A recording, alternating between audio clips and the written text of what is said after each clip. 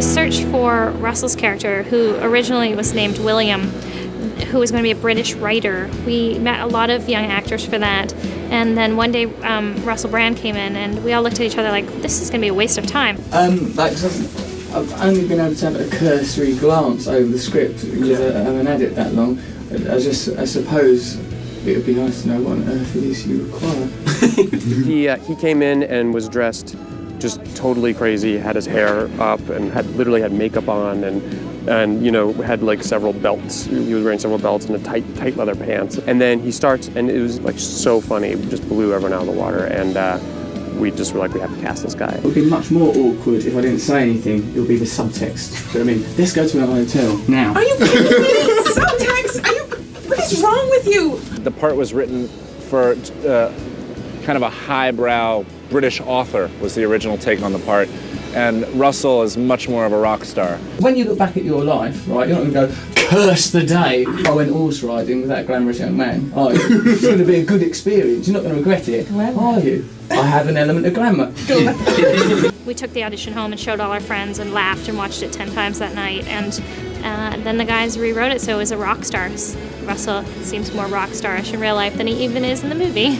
I play the part of an English rock star who is vain, narcissistic, not aware of himself, pompous, but also a little bit sweet and endearing. This is a part for which I've trained all of my life by spending a lot of time being, you know, pompous. The sweet and endearing I had to work hard for, just spending time in orphanages really.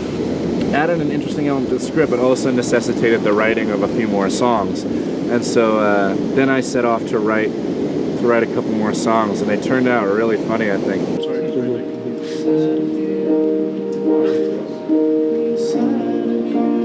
One scene in particular where he sings a song at a barbecue, a lua I believe is the Hawaiian word for it, but like a barbecue at a hotel. I had to get up in front of hundreds of people. There were loads of extras there that day, loads of crew. It's the first day I was filming. I had to stand up and sing wearing like these skin-tight leather pants. Oh, there's ancient skies, I've had these wandering eyes.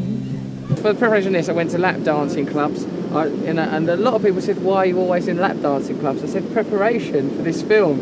Eventually the police got involved. Why are you trying to get into the changing rooms of the lap dancers? Preparation for the film. Why are you wearing the lap dancers' underwear? Preparation for the film. Each time I had an answer. So when it came to standing on that stage, grinding about, being all sexy, I had a little secret. Under those leather trousers, I was wearing lap dancer underwear, and that enhanced my virility and on-stage presence. Through and through and through and through. As for the singing, I simply had a singing coach. In fact, why don't we just do something now where we'll just sing it really soft. We'll sing the whole thing super soft. Okay. And we'll just focus on pitch. We won't focus on character or, you know, anything else in the build or anything. We'll just focus on pitch.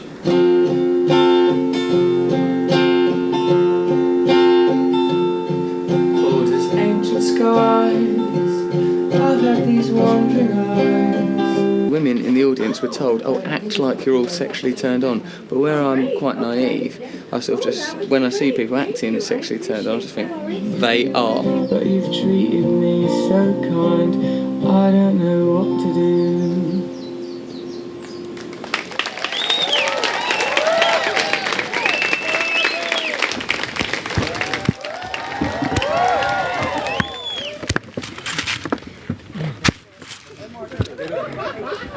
You know, obviously Russell, you know, brings so much to it and has just done an amazing job. I mean, what he's brought to both Inside of You and We've Got to Do Something is just incredible. We gotta do something. Sometimes I sit in my room, I don't know what to do, but we've gotta do something. I mean, especially We've Got to Do Something, that rant at the end, it's just, I mean, who else nobody could do that except for Russell. Who's gonna do it? And maybe if someone hears these words, maybe the whole world gets round and listens to what I'm saying. You know, we had written this whole back half of the song with a whole chorus of, you know, plant a tree or something, kiss a girl or something, and Russell came in and delivered that whole rant and just like this incredible take of improvisation. Because I don't want to see another child crying, I don't want to see another dog dying jaws dropped, and it was like, well, you know, how can we not go with that? You know, I've just been sitting alone, thinking how can I do something, cause I ain't gonna be in chains no more.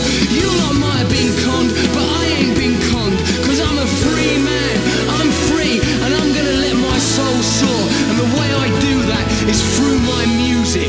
So why don't you do something?